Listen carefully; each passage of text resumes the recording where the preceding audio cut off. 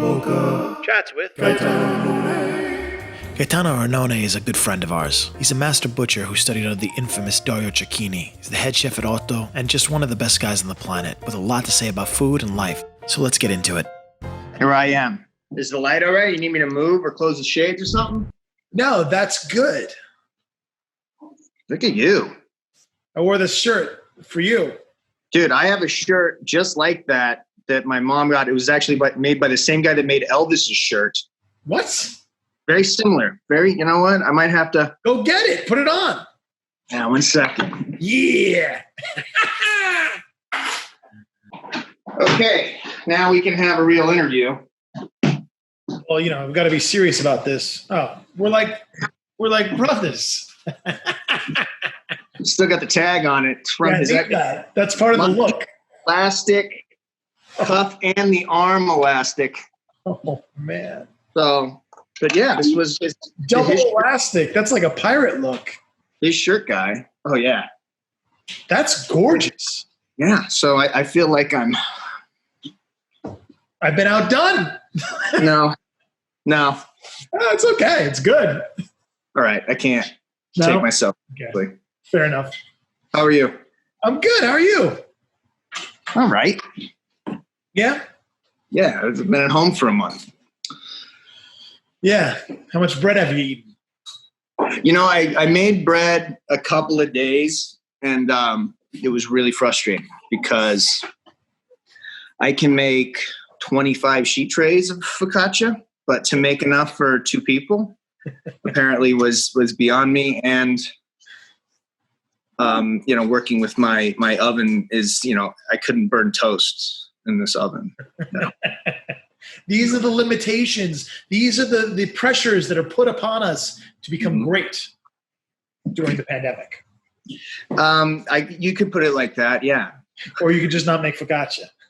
Yeah. I very quickly saw, I'm like, if I'm making bread every day and I'm eating pasta every day, something bad's going to happen. You need a Peloton or a crane to take you out at the end of the day. Mm-hmm. Mm-hmm.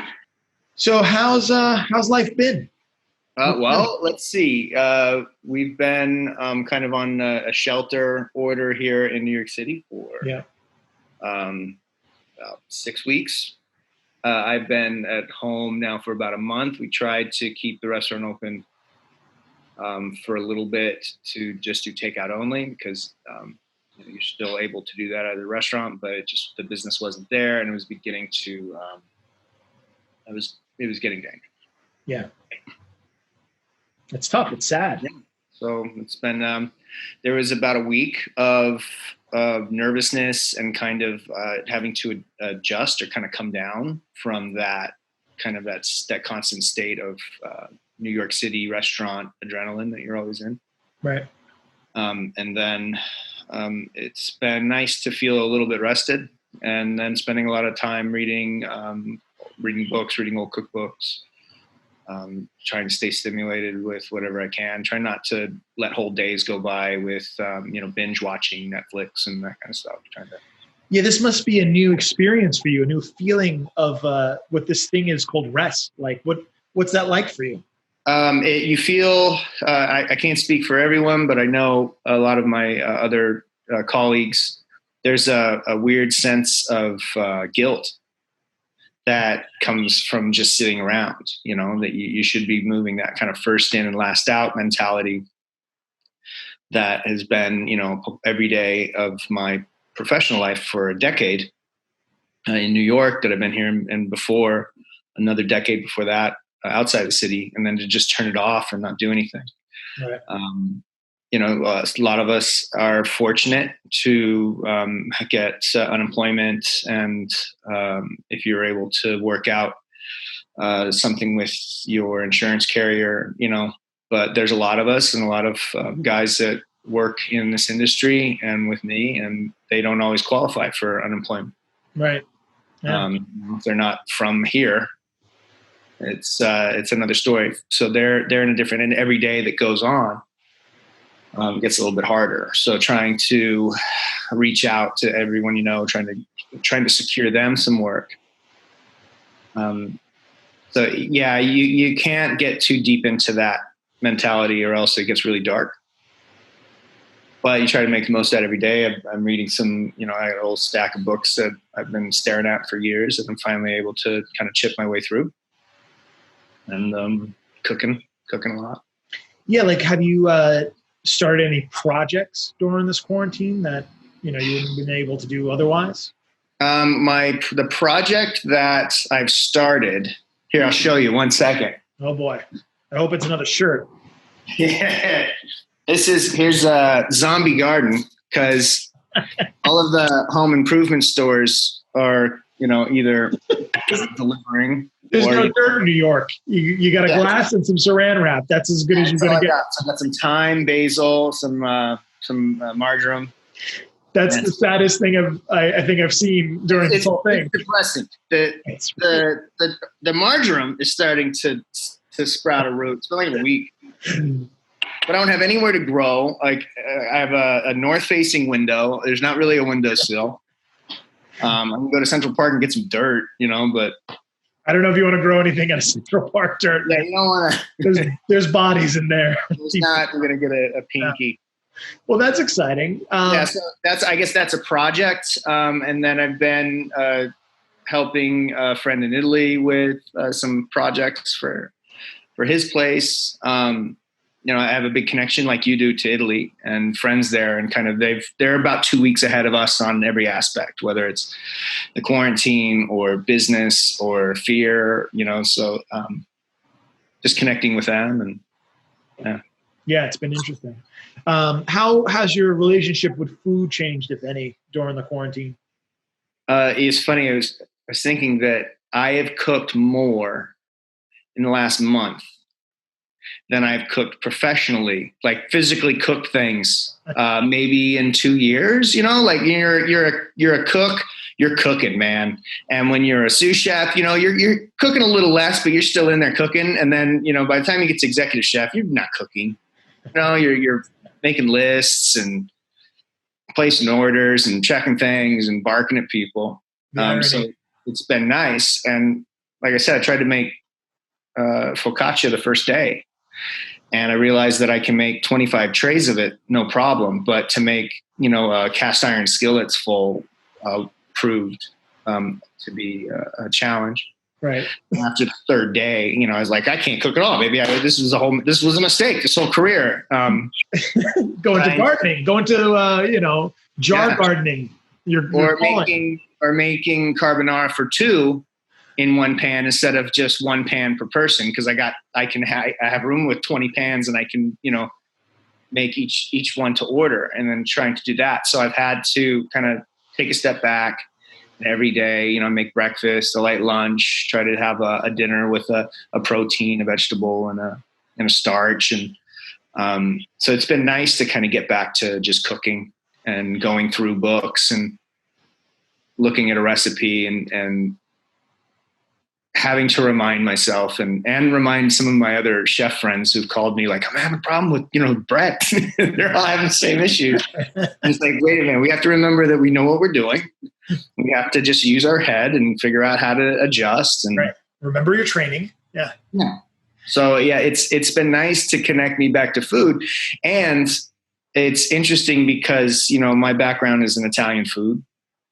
And a lot of Italian food, if not all of Italian food that we know, comes from some base foundation of cucina povera.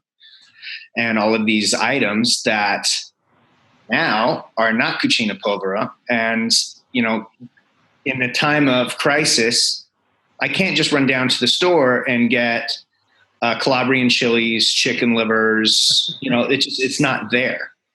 Right. And that's the kind of the brand or the chain grocery store. There's the nicer places, Whole Foods and Trader Joe's, but you've got a line around the block with people that need their precious organic things. The green market's got a line around the block at Union Square. And it's like, I don't know that. So I've had to kind of use those tools in some ways for the very first time of being creative with what you got. And that is your standard plum tomato, bell pepper, chicken leg, because that's the cheap stuff now. That's the povera. That's the new puttanesca. Right. Yeah. Well, listen, on that note, like, what did you think about these cookbooks, and what did you think about the film and like the recipes? When I saw it, I loved it. I think it's fantastic. It's like, go on. Me and you and Peter, I met you first and then met Peter through you. And kind of immediately our, friendship. Right. Dog. Like a CNN interview. Get the dog. And I remember one of the first times I went over to Peter's house. I think it was for one of his motorcycle shows. Mm-hmm. It was after his sporting bikes exhibit with all those beautiful bikes. Right. And I was already in kind of a Shangri-La place. Like you go to Peter's shop and it's like all these beautiful, sexy bikes. And it's like, man, this guy's got the best life ever. Then you go upstairs and he's like, hey, I want to show you something. And he pulls out these books. And it was, what is this? I hadn't heard of them. And they're kind of that legendary, you've heard about these books or something, and to actually see them. Right. And they're so vivid, the colors and the artwork. It was just pretty awesome. Don't cry, guy. Don't cry. Sorry, no. Yeah, tear it up. Yeah, my dog's got a problem with the skateboarders. No, we all do. Yeah, so it was really cool to see what you guys have done, and then to see how do you do. Okay, so these books, and it has the same deficiency that a lot of old Italian cookbooks have, which is just it assumes that you know how to make most things. Right. So if you look at the foundation of Italian cookbooks, if you read Artrusi, and it just says, add a tomato sauce, right, or make pasta. Right. How do I make pasta dough? Like, what kind of crap book is this? It doesn't give me the ingredients. It assumes that you have a base level of food knowledge that any 9-year-old Italian child would have.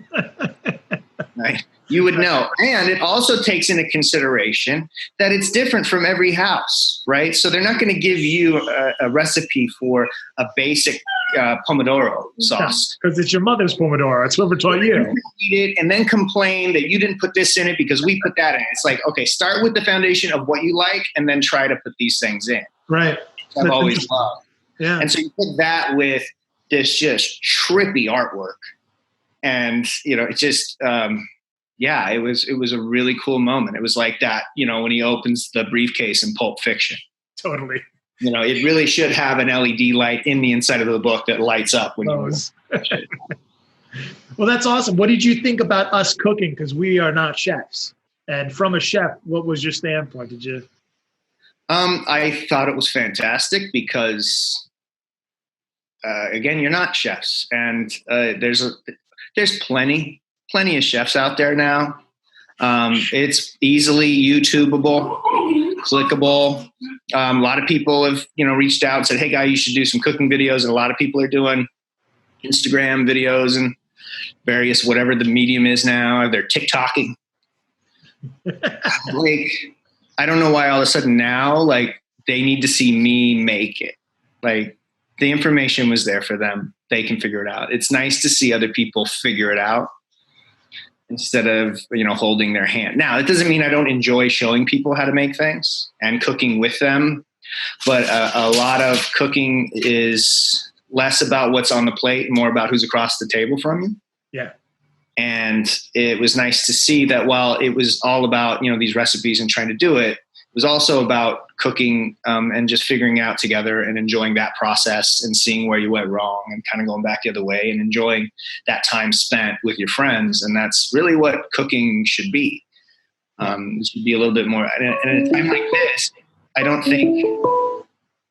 think people need cooking demos as much as they need friends, and they need connection that they're not getting at home or out in the streets or out at their favorite place. So no, I think it's the timing on it's perfect.